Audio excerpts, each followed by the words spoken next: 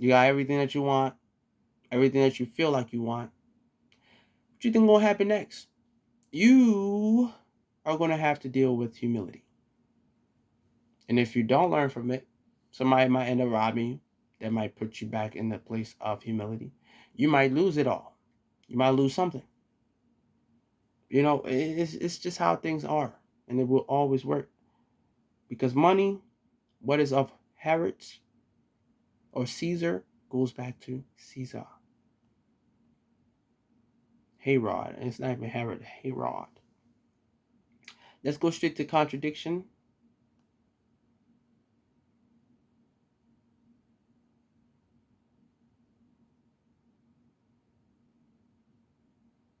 Oh, my apologies. No, we're gonna go straight to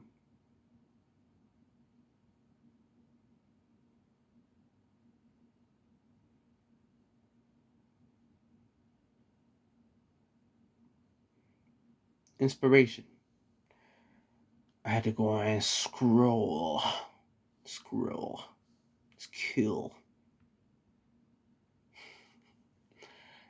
I had to scroll. So we're gonna be an inspiration. Still Matthews, and yes, this is not numbered. This is not numbered.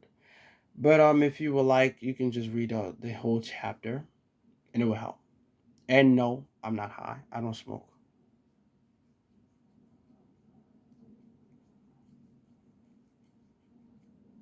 Sheesh. And no, I don't smoke. Or neither do I drink. At all. Now, the subject for inspiration is going to be selfless love that benefits others than self gets a lot of eyes on you.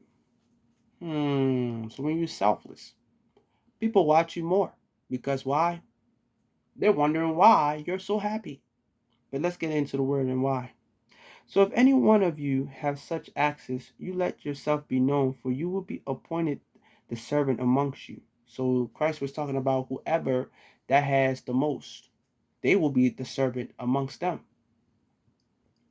Just like I came not to be ministered, but to minister and give my life for many. After the encounter, they prepared to go to Jericho, and the multitude followed them. Now upon walking in, it's so easy for people to boast about what they got, but it's so hard for people to serve. It's very hard. So when you serve, you understand what it feels. And not only that, what is somebody gonna be like? Oh no, they never served me. No, they're gonna be like, yes, they served me. They were being ridiculously nice, respectful in every aspect that I could probably even ask for, and then I can never ask. So be respectful. All right. Be loving. Be kind in all aspects. All I'm gonna say is, people love you. People love you. Although you might be thinking about how you might not want to care, however that it is, people love you. People love you. Every last one of you. People love you. You can be a designer, a dancer, an artist, music wise, or art, which can be still music still.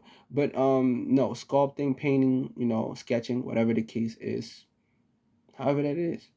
You have music. You can be a pianist, saxophonist. I don't know, a drummer, um, whatever, a guitarist, a guitar player, whatever the case is, bass, whatever, acoustic. Excuse me. But yeah, all of these things, it will never change who you are.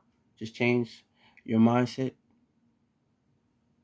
because everybody got something that they want to believe in. But at the end of the day, which one is much easier for a person to live under the condition of genuinity, love, perseverance, understanding, kindness, trueness, no lies. It's not about Christianity. It's not about the religion. It's about Christ. It's about our Creator. So we're going to live according to those things. So, love unto you. And yes, a kiss.